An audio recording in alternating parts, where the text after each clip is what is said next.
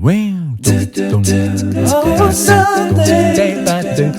Oh, Monday. Oh, Tuesday. Oh, Wednesday. Oh, Thursday. Oh, Friday. A vida sexual dos jovens e o momento da iniciação é sempre algo muito problemático. Se atualmente ainda é assim, imaginemos como era isto na primeira metade do século XX. Mozart Santos, hoje um grande jornalista reconhecido no país inteiro, um homem que ganhou o mundo, que viveu na Europa e vive atualmente em Portugal, teve os dramas dos meninos do seu tempo morando em Jaguaquara, no interior do estado da Bahia. Até a década de 70 do século XX, os jovens das cidades do interior do Brasil se iniciavam sexualmente nos cabarés. E com Mozart, a vida não foi diferente. Normalmente, os jovens das cidades maiores e também das pequenas cidades do interior pagavam um ônus por essa iniciação, que era o ônus das doenças sexualmente transmissíveis. Gilberto Freire, no seu Casagrande Senzala, falando sobre a iniciação sexual dos meninos do século XIX, diz que era raro um rapaz que não tivesse as marcas da sífilis, por exemplo. A geração de Mozart foi a geração que temia a gonorreia e a mula. Aqui neste vídeo de memórias, Mozart nos conta este período de sua vida e como isto traumatizava os jovens. Como foi importante o papel da sua mãe para lhe afirmar a personalidade e lhe orientar, inclusive como se comportar no relacionamento com as mulheres, como buscar uma vida de menos promiscuidade. E também nos fala dos afetos paternos, da sua relação com seu pai, principalmente na idade adulta, quando Mozart era já um profissional do jornalismo consolidado na Bahia. Vamos acompanhar este importante depoimento do jornalista Mozart Santos sobre o que eram os costumes na primeira metade do século XX. Ele não tinha muita... não era para chegar assim e dizer, olha, estude, olha, faça isso, faça aquilo, não. Mas meu pai, quando ele sentava à mesa, na cabeceira, ele puxava, ele era getulista por excelência, ele era apaixonado por Getúlio. E aí ele queria, às vezes, passar para a gente alguma informação sobre o Getúlio. Ele aí soltava alguma coisa assim. Eu sempre fui mais enxerido, eu aí fazia pergunta a ele me respondia e tal, essa coisa toda. Mas o matriarcado é que imperava lá em casa. Minha mãe é que dizia o que eu devia fazer e o que não devia. E a minha mãe me ensinou tudo na vida. Pra você ter uma ideia, a Coreia me deu uma herança incrível. Quando eu comecei a frequentar, um dia eu comecei com as dores. Aí eu disse, minha mãe, eu estou cheio de dor. Aí ela disse, fique nu. Aí eu fiquei nu. Quando eu fiquei nu, ele disse, olha como está pingando pus. Você está doente. Não é possível isso. Chama o doutor Vidal. Vai na casa do doutor Vidal. Eu fui lá. Ele disse, você está com hemorragia. Vou lhe dar 2 Bezetacil. Bezetacil é um negócio que mata antes de você tomar na bunda. Então, você dá na bunda. Aí eu fui para lá, para casa, e tomei essa Bezetacil. Eu tomei a segunda e foi na noite. Mas depois começou a aparecer uma inchação enorme na minha virilha. Aí fui lá ao médico e disse, olha, você está com denite. Não sei se chama hoje assim, denite. A gente também chamava de mula. Aí minha mãe chegou e disse assim, meu filho, eu já sei tudo, não tem problema não. Vá na farmácia, chame com o Birajara lá, peça a ele antiflogestina, uma lata, compre e traga para cá. Aí eu ficava nu de noite na cama, ela esquentava a antiflogestina, jogava em cima daquele negócio para poder desfazer, dizendo, eu chorava e ela dizia, não chore não, isso é coisa de macho. não chore, não. Você tem que evitar e procurar aquelas coisas vagabundas que você tem para ele. Você vai se casar, vai arranjar uma bolsa, você vai ter... Se é coisa, não chore, não. Moral da história, no outro dia de manhã, cedo eu acordava, ela dizia, tem um remédio para você. Eu digo, minha mãe, o que é isso? Purga de batata. Conhece isso? Eu aí, minha mãe cheirava assim, tapa o nariz, fecha os olhos e abre a boca. E engolia aquilo. Tira dos intestinos, até os intestinos, rapaz. Porque o conceito, na época, é que aquilo destruía os pulsos todos e jogava pelas fezes. Veja que loucura. Tudo errado. Mas eu passei por tudo isso. E tive todo esse tipo de doença venérea. Tanto assim, meu filho, Davi, você sabe que Davi, quando Davi nasceu, eu tinha 41 anos de idade. Eu tive a relação com Ana, Ana morava no Rio, Ana Carioca, e aí ficamos naquela coisa, quando ela veio para Aracaju, e ficamos hospedados naquele hotel ali, atrás do Maria Feliciano, um hotel que tinha ali. Aí eu ia para a televisão, voltava, a gente ficava... 2 ou 3 meses depois, com Ana, ela viu, eu estou grávida. Eu digo, porra, genial. Repare bem, genial. Mas eu, com 41 anos de idade, eu digo, rapaz, eu tive todas as doenças venéreas do mundo. Será que eu vou produzir um monstro? Veja que reflexão. Eu digo, se meu filho está aleijado, eu vou me suicidar. Eu fiquei alucinado. Eu tinha vontade de ter um filho. Eu já estava com 40 anos de idade. Moral da história, peguei o avião, fui procurar esse médico amigo de meu pai, que foi afilhado do meu pai, doutor Adilson Sampaio. Aí ele era diretor do Hospital das Clínicas em Salvador, um grande hospital que tem em Salvador. E ele disse, mas essa preocupação sua é normal, mas eu vou arranjar uma internação para você, 2 dias você fica aí. Meteu lá quase 50 horas de exames, tirou tudo que tinha dentro de mim, fez exame daqui. Disse, bom, aqui você não tem uma gota de sífilis. Possivelmente você tem uma capacidade de expelição agora. Os benzetacil que você tomou, essa coisa, foram muito fortes para você, matou tudo. Vamos aguardar, mas eu acho que seu filho vai nascer bem. E preocupado. Como eu tinha aquelas reuniões da Globo no Rio de Janeiro, toda hora, corre, meu filho, Ana, ligou para Bairro, o médico pediatra daí. Aí, quando é de noite, que eu ligo para lá, para ela, diz, moça, você tem um homem. Eu digo, não me diga, que genial e tal, mas não... No outro dia, eu peguei o avião, voltei, fui lá e peguei ele, fiquei olhando, sabe, rapaz? Aí chamei o Bairro de lá, disse, tudo bem? Perfeito, um meninão, um BBB e tal. Foi um alívio, seu Jorge.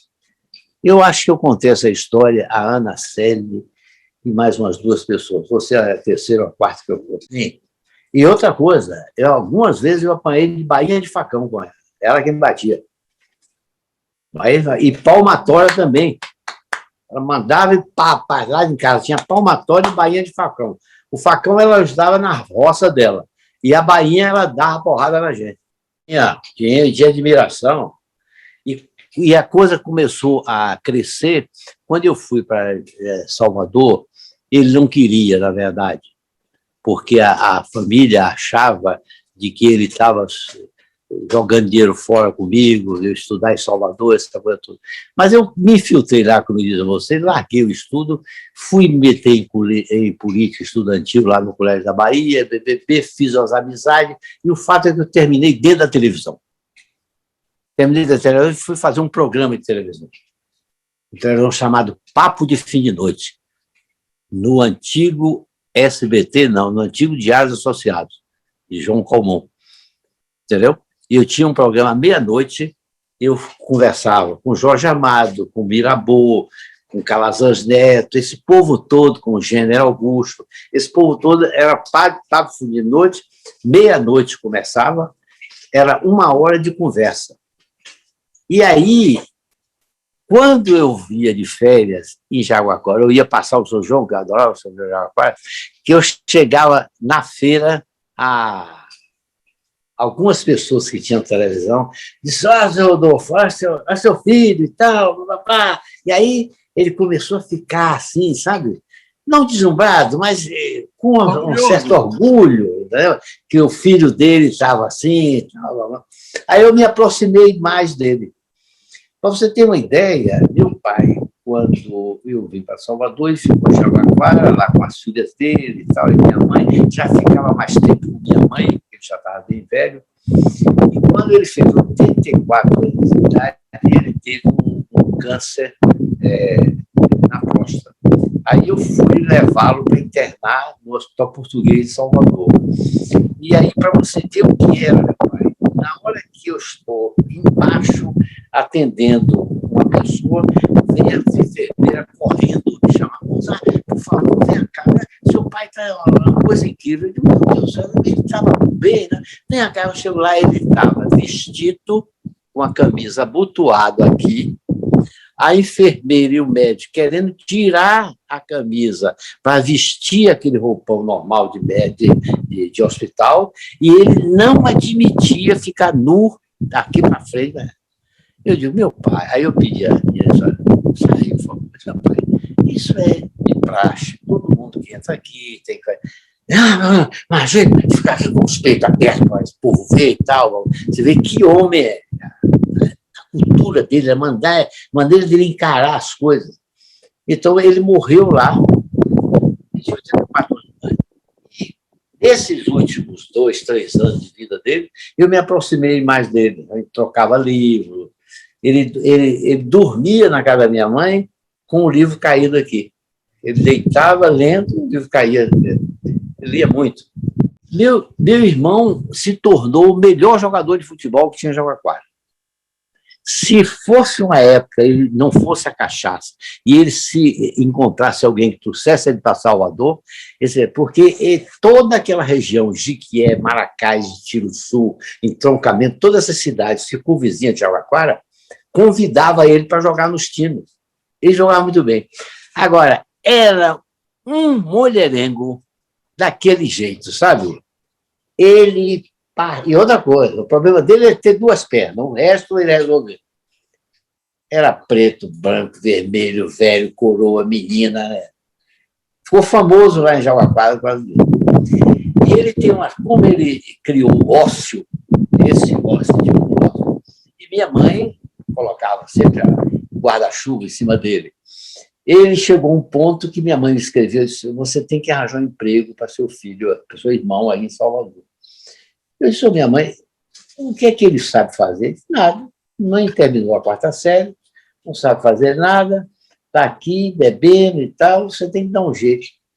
Eu tinha um amigo meu, querido amigo, um irmão que eu tive, chamado Claudelino Miranda, ele era muito ligado ao Tarcísio Vieira de Mello, deputado federal muito conhecido na Bahia, que terminou secretário de Águas lá. Um dia ele, Miranda, me encontra e diz assim, você está fazendo muita coisa aqui em Salvador. Trabalha na televisão, escreve no jornal, mas não tem um emprego público. Todo jornalista tem que ter emprego público. Aí no SESEB, o SESEB era a CAGEPA de lá. E me colocaram à disposição. Eu pensei em você. Eu digo, não vou dar para o meu irmão. Aí mandei chamar, ele veio. É coisa de cara que cultua o ócio, com convicção e patriotismo.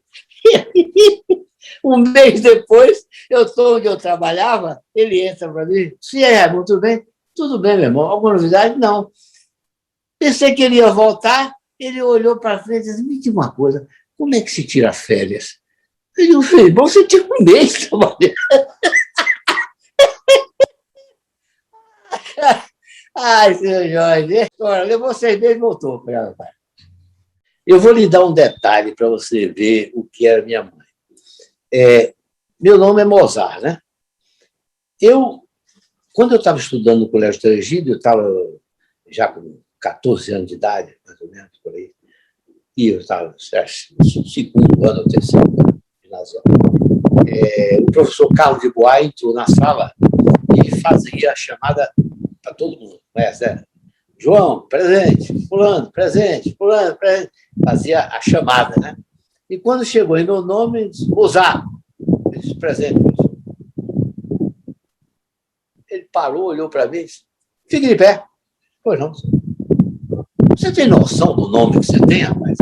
Ele falou assim, nome inteligentíssimo. Eu disse, professor, eu não tenho a mínima ideia. Quem lhe deu esse nome? Minha mãe. Ele fala. Dias depois, na aula dele, chegou lá um livro sobre a vida de Mozart. Aí eu recebi o livro e antes de eu receber o livro, ele disse, Mozart, Wolfgang Amadeus Mozart, menino prodígio, fez sucesso. Aos 6 anos compunha músicas, tem coisas lindíssimas e tal. Você tem muita responsabilidade.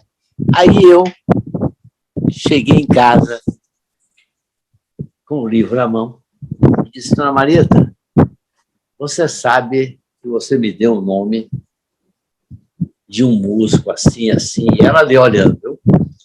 Eu disse, você precisa me contar essa história porque você me deu esse nome.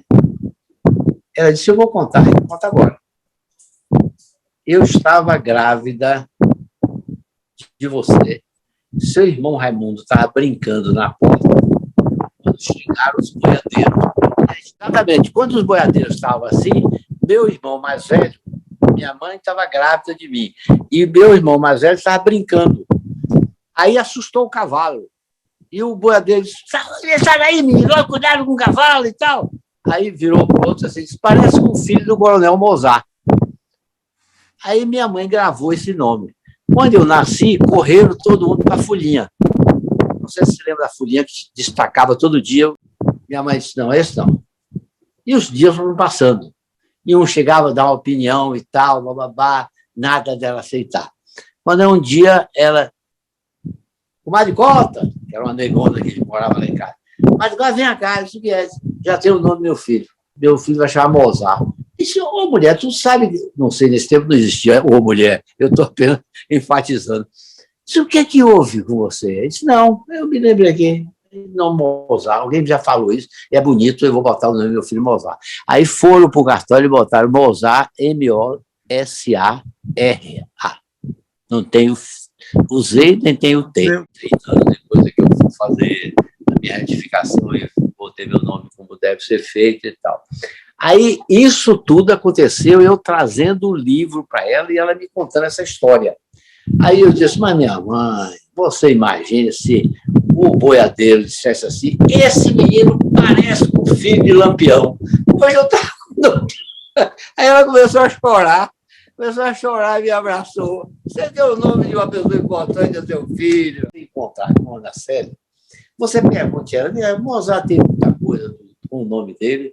Ela disse que o meu nome abre portas, você não pode imaginar.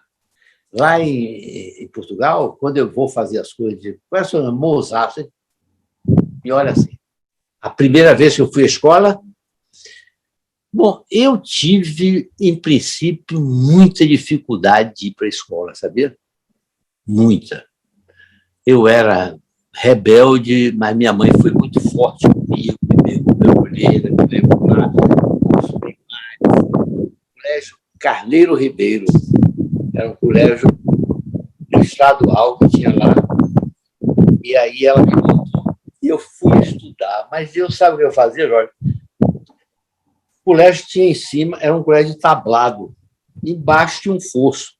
Eu descia o fosso para olhar as pernas das meninas.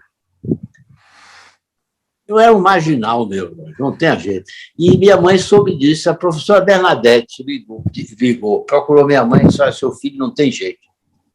Ele não faz nada direcionado para aprender a estudar.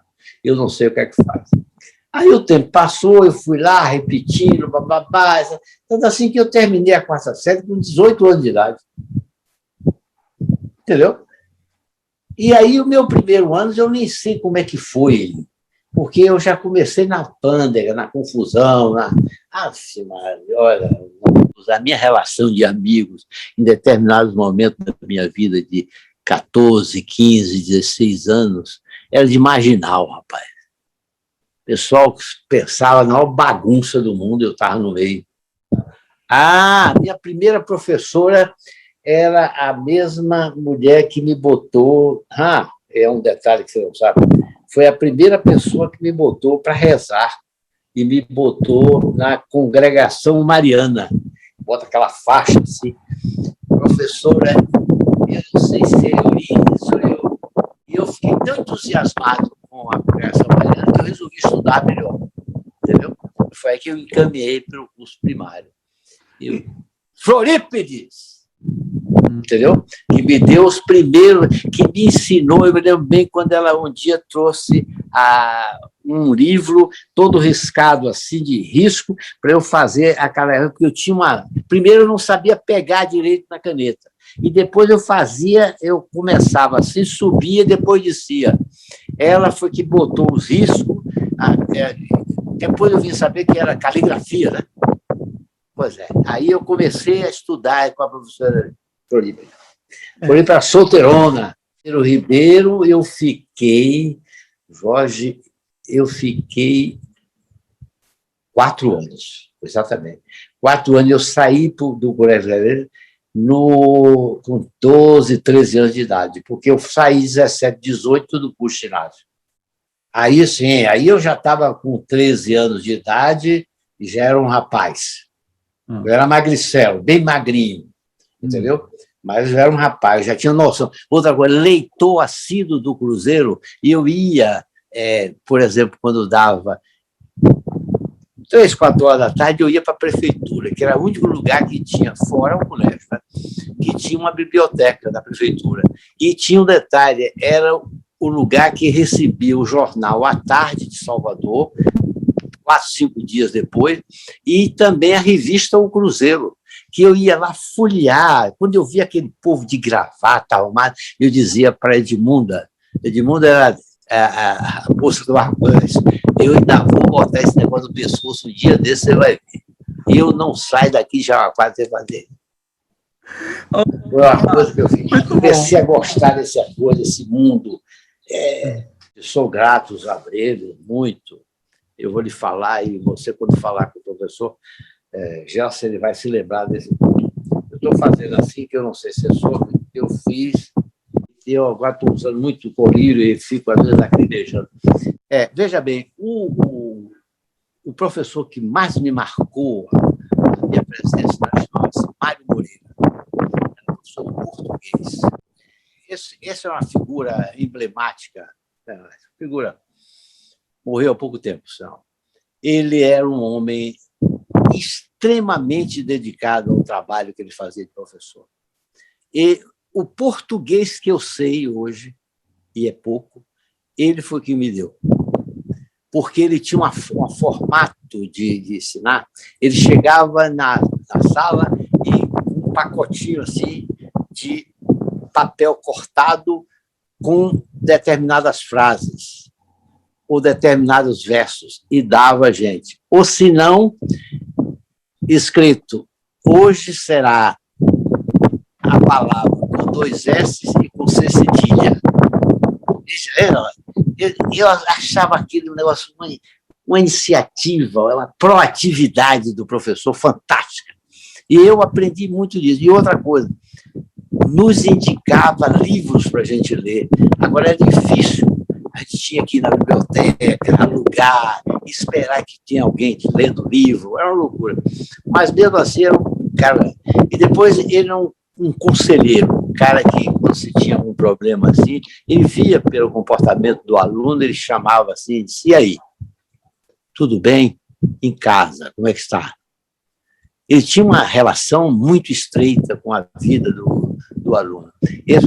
O outro professor fantástico, sem dúvida, é o professor Carlos Dubois, que era o diretor-geral, né?